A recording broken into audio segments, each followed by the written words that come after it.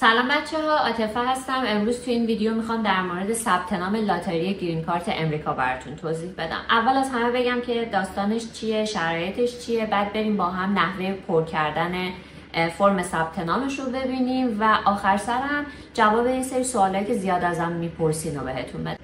این لاتاری کاملا شانسیه و هیچ ربطی به سطح تحصیلاتتون، سطح مالی یا زبان و این چیزا نداره. کاملا شانسیه و سالی یک بار برگزار میشه.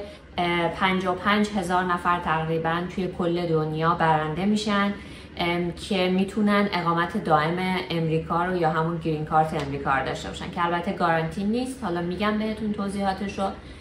از این 55,000 نفر توی کشورهای خاصیه، یعنی 55,000 نفری که انتخاب میشن و سهم هر کشوری نمیتونه بیشتر از 7% این تعداد کلی باشه. یعنی تقریبا میشه گفتش که حدود 3800 این هول و هوش سهمیه که ممکنه از ایران باشه و شرایط خیلی خاص و عجیبی نداره. فقط باید حداقل 18 سالتون باشه و حداقل مدرک تحصیلیتون دیپلم باشه. اگر دیپلم ندارین میتونید به جاش 2 سال سابقه کار تایید شده ارائه بدین که این تایید شده باید از نظر سازمان مهاجرت امریکا تایید شده باشه. حالا لینکش و سایتش رو براتون میذارم که میتونید چک بکنید که ببینید که اون سابقه کاری که دارین مورد تایید امریکا هست یا نیست.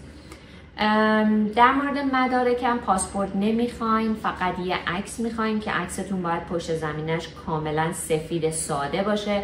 کاملا باید مثل این عکس‌ها رو به دوربین بشینید، کاملا باید نگاهتون توی دوربین باشه بدون اینکه چیز اضافی توی صورتتون جلوی صورتتون رو گرفته باشه یا چیز اضافی باشه. عینک نباید داشته باشین، لنز نذارین، آرایش غلیظ نداشته باشین، سرشونه هاتون توی عکس مشخص باشه و همین سایز عکستون باید 600 در 600 پیکسل باشه که میتونید با پینت هم درستش بکنید و این در مورد عکستون.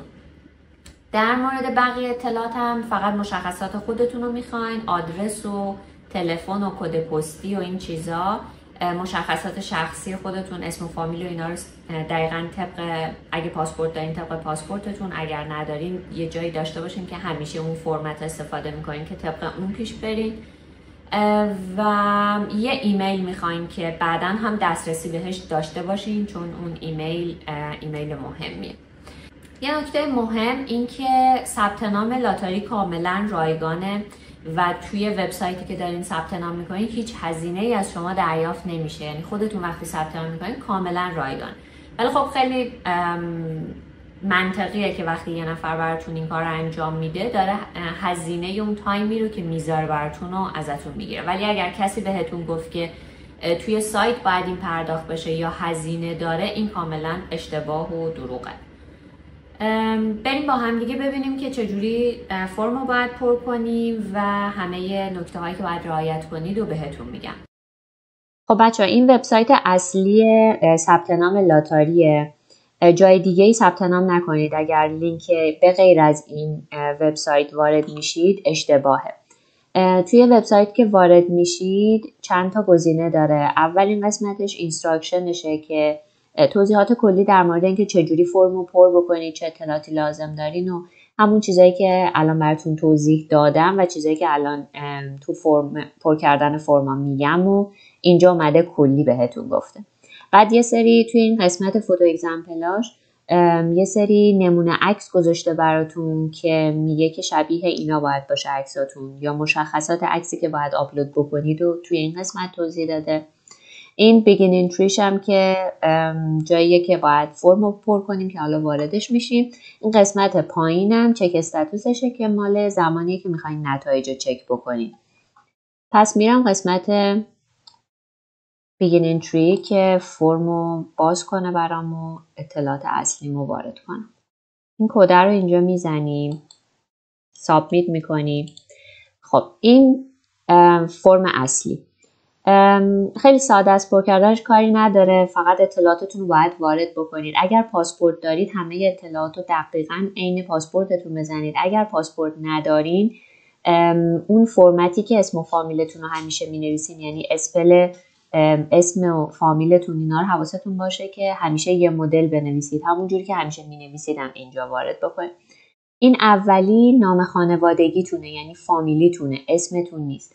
اول فامیلیتون رو بزنید، همه هم کپیتال بزنید بهتر. فامیلیتون رو اینجا بزنید، بعد بیاید این قسمت اسمتون رو بزنید. ما معمولا میدل نیم نداریم، پس این تیک نو میدل نیم رو میزنم. جنسیتتون آقا یا خانوم تیک میزنید. تاریخ تولدتون رو بزنید. من همه رو دارم فرضی میزنم دیگه. اینو بذاریم درست. محل تولدتون، توی این قسمت محل تولدتون، شهر محل تولدتون رو طبق اون چیزی که توی پاسپورت و شناسنامه و ایناتون هست وارد بکنید. بعد قسمت بعدی کشور محل تولدتون رو میخواد که خب معمولا ایرانیم. اگر جای دیگه ای هست کشور محل تولدتون، کشور انتخاب بکنید. با این قسمت کاری نداریم. میایم قسمت عکسمون که عکسمون رو آپلود بکنیم. ببین خودش 2 تا لینک اینجا داره. یه دونه این فوتو اگزمپل هاست که میره توی این صفحه و خودش مثالاشو گذاشته، همونایی که من براتون گذاشتم از تو همین وبسایت برداشتم. توضیحات عکس رو داده. اینجا هم یه دونه فوتو تول براتون گذاشته که میتونید با این عکستون رو تنظیم کنید. این چوز فوتو رو بزنید، عکستون رو انتخاب بکنید، میاره و اگه مشکل داشته باشه، اگه سایزش مناسب نباشه، میتونید با همین کراپش کنید. اینجا کراپ منوالی رو میزنید، کراپش میکنه براتون و بعد میشه اینجوری سبز میشه. اکسپت میکنید و دانلودش میکنید و از اون عکس جدیدی که کراپ شده استفاده میکنید. اگر هم لازم داشتین که بازم تغییرش بدین، با پینت میتونید درستش کنید دیگه. پینت رو هممون روی سیستمامون داریم. با پینت بزنید، سایزش رو 600x600 بکنید، سیوش بکنید و آپلودش بکنید. پس فرض کنیم که حالا من عکسم رو اصلاح کردم، ادیتش کردم، میام آپلودش میکنم و تمام. توی این قسمت آدرس محل سکونتتون رو بزنید، آدرس فعلیتون رو بزنید. اول واحد و پلاک و خیابون و بعد میایم سراغ شهر و کشور و اینا. بعد اسم خیابونمون رو میزنیم و بعدش میایم اینجا شهرمون رو میزنیم، کشور میزنیم. اگه کد پستی دارین کد پستیتون رو بزنید، اگر ندارید این تیک پایین نو پستال کدش رو بزنید و کشورتون. بعد این قسمت کشور محل زندگیتونه که الان دارین زندگی میکنید. حالا ممکنه که جایی به غیر از ایران زندگی بکنید، ممکنم هست که ایران باشین. هر جایی که هستین محل سکونت فعلیتون رو بزنید. اون آدرسی که هم بالا دادیم هم محل سکونت فعلیتونه دیگه، میلینگ ادرستون. تلفنتون آپشناله ولی خب میتونین وارد بکنید. آدرس ایمیلتون خیلی مهمه. حتما یه ایمیلی بدین که بهش دسترسی داشته باشین که بعداً گیر نکنید. بعد میرسیم به ایژوکیشنتون که سطح تحصیلاتتون. حداقل باید دیپلم داشته باشید، یعنی های اسکول دیگری رو باید داشته باشید که بتونید شرکت بکنید. و مدرک تحصیلیتون رو هر چیزی که امروز هست بزنید. اگر مثلا ارشد دارین، الان مدرک ارشدتون دستتونه، بزنید که مستر دارید. اگر ندارین، هنوز دانشجویین، مقطع قبلیتون رو بزنید، کارشناسیتون رو بزنید. پس اگه دیپلم دارین های اسکول دیگری، اگر کارشناسی دارین یونیورسیتی دیگری، اگه ارشد مستر دیگری، اگه دکترام هست دکترال. خب قسمت بعدی وضعیت تأهلتونه. اگر مجردین گزینه اول که آن مرید هست رو بزنید. اگر متأهلین 2 تا گزینه دارین. گزینه اولش متأهلی که همسرتون سیتیزن امریکا نیست و گزینه دوم اگر متأهلین و همسرتون سیتیزن امریکا هست که معمولا ما گزینه اولی. اگر جدا شدین دیورس رو بزنید. اگر همسرتون فوت کردن ویدو رو بزنید. و ما معمولا توی ایران این لیگلی سپریتد رو نداریم که یعنی این که متأهلین ولی حکم دادگاه دارین که جدا زندگی میکنید. فکر نمی کنم ما اینو داشته باشیم. اگر جدا شدین که دیورس رو میزنید و اگر متأهلین هنوز که مرید رو بزنید. فقط بعضیاتون میپرسین که مثلا در شرف جدا شدنید ولی هنوز طلاقتون ثبت نشده. خب توی این شرایط مجبورین که متأهل بزنید، چون وضعیتتون رو توی امروز باید اعلام کنید. یعنی این فرمو بر اساس موقعیت و شرایطی که امروز دارین باید پر بکنید. پس وقتی هنوز طلاقتون ثبت نشده یعنی اینکه هنوز متأهل به حساب میایین، پس باید متأهل پر کنید. فقط بدیش اینه که اگر متأهل رو انتخاب بکنین مجبورین که عکس همسر و اطلاعات همسر هم وارد کنین. خب اگر عکس همسر رو دارین میتونید اوکی، ولی اگر ندارین خب یه ذره ممکنه که سخت بشه. اینم مرید انتخاب میکنیم که صفحه های بعدی رو برامون باز کنه. بعد میاد تعداد بچه ها رو ازتون میپرسه که چند تا بچه دارین. حالا من یه دونه رو انتخاب میکنم برای اینکه صفحه های بعدی میخوام برام باز بشه. اگر چیزی رو اشتباه زده باشین یا نزده باشین یه ارور بهتون میده که براتون قرمز میکنه اون قسمتی که حالا اشتباهه یا زده نشده. الان مثلا این لاین آدرس من باید حتما پر میکردم ولی نزدمش. 2 تا لاین دیگهش آپشناله، این آپشنال اختیاریه، این یکی هم اختیاریه، ولی این وسطیه حتما باید دیتا داشته باشه. و بقیه رو چک میکنم، هیچ کدوم دیگه قرمز نیست، پس اوکیه. کانتینیو رو میزنم، میرم صفحه بعد. صفحه بعد برای افرادیه که زیر مجموعه شما هن. یعنی الان من اعلام کردم که من متأهلم، یه فرزندم دارم. بچه های زیر 21 سال میتونن زیر مجموعه شما باشن. اگر بالای 21 سال هستن باید خودشون جدا اقدام بکنن، ولی بچه های زیر 21 سال زیر مجموعه شما هن و اگر هم برنده بشین همتون با هم میرین، یعنی کل خانواده اوکی میشه. اگر هم بین 18 تا 21 سال هستین گفتم بهتون 3 تا شانس دارین. یه دونه مجرد میتونین خودتون بزنید، یه دونه زیر مجموعه پدر، یه دونه هم زیر مجموعه مادر. خب مدل پر کردنش همون اطلاعات دیگه. دوباره پس میام اسم فامیل همسر رو میزنم، اسمش رو میزنم، این نو میدل نیمه رو تیک میزنم، ماه تولد رو میزنم، روز تولد و سال تولد. جنسیت رو انتخاب میکنیم که آقا یا خانوم، شهر محل تولد همسرتون، کشور محل تولد که باز حالا اینجا ایران رو زدیم و عکس رو من دوباره میام همون عکس قبلی رو میذارم. بعد میایم دقیقا همین اطلاعات رو برای بچه ها هم پر میکنیم. دوباره فامیلی نیمشون رو داریم، اسمشون رو داریم، نو میدل نیم رو تیک میزنم، تاریخ تولدشون،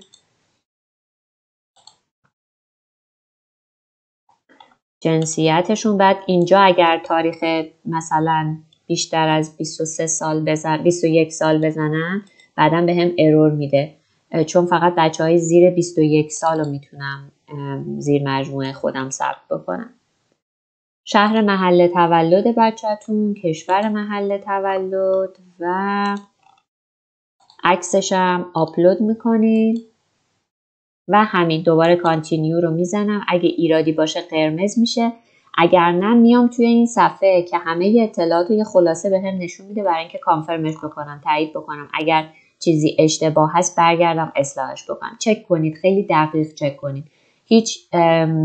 اگر سابمیت نهایی رو بزنم دیگه هیچ جوره نمیتونم اینو اصلاح بکنم و زمانی که برنده میشین اگر کوچکترین مغایرتی توی فرمتون با اطلاعات اصلیتون باشه پروندهتون رد میشه. یعنی خیلی وقتا این اتفاق میفته که مثلا به جای نام خانوادگی اول اسمشون رو بچه‌ها زدن، برعکس زدن جاشو، یا مثلا اسپل اسمشون رو سریع زدن، یه دونه حرف کم و زیاد شده، اشتباه شده، خطای دیده یعنی یه وقتایی.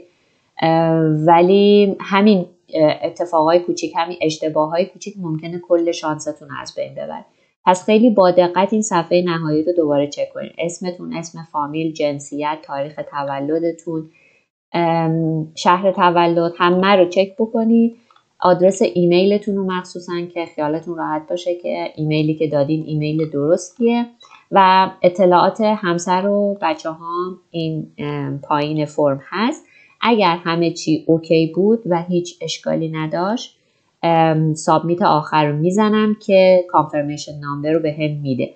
اگرم هر قسمتی مشکل داشت از این گزینه ها میتونم برم پارت 1 که مشخصات خودم بود اصلاح کنم، میتونم برم پارت 2 که زیر مجموعه هام همسر و فرزندا بودن برم و اصلاح بکنم. اگه همه چی اوکی بود سابمیت رو میزنم. الان من اینجا نمیزنم چون خب این الکی سابمیتش نکنم، یه فرم الکی، ولی زمانی که الان بهتون نشون میدم که وقتی سابمیت رو میزنیم یه فرم کانفرمیشن بهمون میده که نشون میده که ثبت ناممون کامل شده، انجام شده و اون کانفرمیشن نامبر اصلی رو بهمون میده. خب من اون فرم ثبت نام رو سابمیت نکردم، ولی وقتی که فرم اصلیتون رو سابمیت میکنید اگه ایرادی نداشت سابمیت رو که بزنید یه همچین صفحه‌ای براتون باز میشه که میگه ثبت نامتون موفق بوده و بهتون کانفرمیشن نامبر اصلی رو میده. این همون شماره‌ایه که سال دیگه هم باید باهاش نتایج رو چک بکنید. اسمتون رو نشون میده، سال تولدتون رو و یه دیجیتال سیگنچر داره که باهاش کاری نداری فعلا. پس اگر خودتون ثبت نام میکنید باید اینو حتما سیو کنید، نگه دارید، یا اگر کسی براتون ثبت نام انجام میده حتما ازش بخواید که این پرینت این صفحه رو یا پی دی افش رو بهتون بده. اینو یه جای نگه دارین برای سال دیگه که قرار نتایج رو چک بکنیم.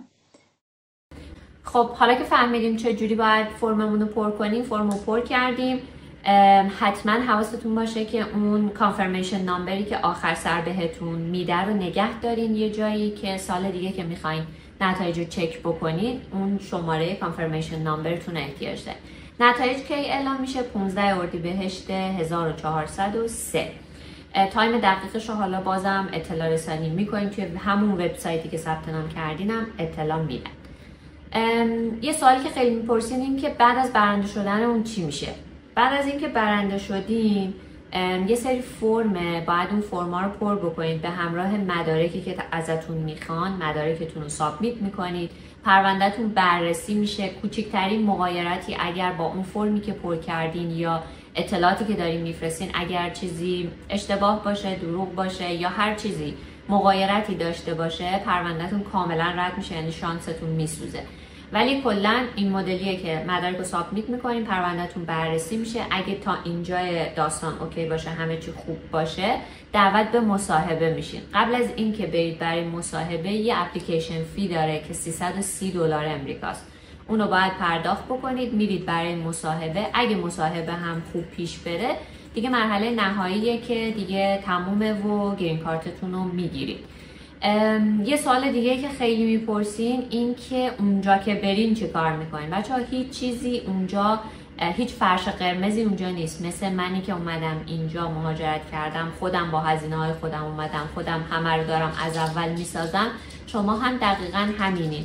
هزینه سفرتون، هزینه های قبل از سفر، بعد از سفر، وقتی میرسین اونجا، گرفتن خونه، کار، پیدا کردن کار، همه چیز با خودتونه. هیچ چیزی اونجا از قبل به صرف اینکه شما گرین کارت دارین مهیا نیست. پس فقط شما دغدغه گرفتن اون اقامت دائم است که ندارین. در مورد شانستون که میپرسید چقدره، این مدلیه که کسایی که مجردن یه شانس دارن که وارد اون پول میشن. متأهلا 2 شانس میتونن داشته باشن. یک بار خانوم ثبت نام میکنه، همسر و فرزندای زیر 21 سال زیر مجموعش میشن که اگه برنده بشن هم همه با هم میرن. یک بار برعکس آقا نفر اصلی میشه و خانوم و فرزندان میان زیر مجموعش میشن، پس میشه 2 شانس. و بچه هایی که یعنی کسایی که بین 18 تا 21 سال هستن 3 شانس دارن، یعنی بهترین شرایط دارن، چون یه بار خودشون که 18 سالشون هست میتونن به عنوان مجرد ثبت نام کنن، یه بار میتونن زیر مجموعه پدرشون باشن، یه بارم زیر مجموعه مادرشون، پس 3 شانس دارن.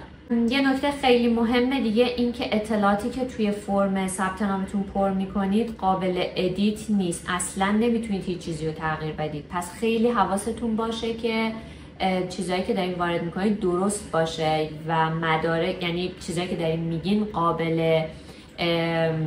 قابل اثبات باشه که بتونید اثباتش کنید، مدارک براش ارائه بدین. اگه میگین مدرک تحصیلیتون مثلا ارشده، باید ارشدتون رو ارائه بدین. اگر ندارید اعلام نکنید. یه نکته خیلی مهم این که شرایطتون و فرمی که دارین پر میکنید و باید بر اساس شرایط امروزتون که دارین فرم پر میکنید اعلام کنید.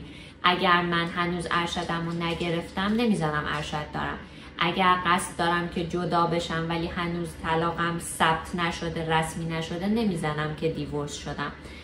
و هر چیزی، اگر مثلا باردارم ولی هنوز بچم به دنیا نیامده، نمیزنم بچه دارم. الان هر شرایطی که الان دارین همونو بزنید. بعدن هر تغییری که توی زندگی و هر چیزی اتفاق افتاده باشه اعلام میکنیم و اصلاحش میکنیم. مرسی که تا آخر ویدیو رو نگاه کردین. امیدوارم که خودتون بتونید خیلی راحت ثبت نام بکنید و سال دیگه خبر برنده شدنتون رو به منم بدین. از خوشحالی شما منم ذوق میکنم. اگر کسی بود که نتونست با این اطلاعاتی که باز من اینجا گذاشتم نتونست ثبت نامش رو انجام بده، حتما به من بگین. من میتونم براتون انجام بدم. خوشحال میشم که در خدمتتون باشم. شماره واتساپ، اطلاعات اینستاگرام همه توی کپشن هست. اونجا میتونید با من در تماس باشین. و مرسی که کانال رو سابسکرایب میکنید، مرسی که لایک میکنید و برای دوستاتونم میفرستین. امیدوارم که هر جا که هستین موفق باشین و زندگیتون پر از خبرهای خوب باشه. مرسی.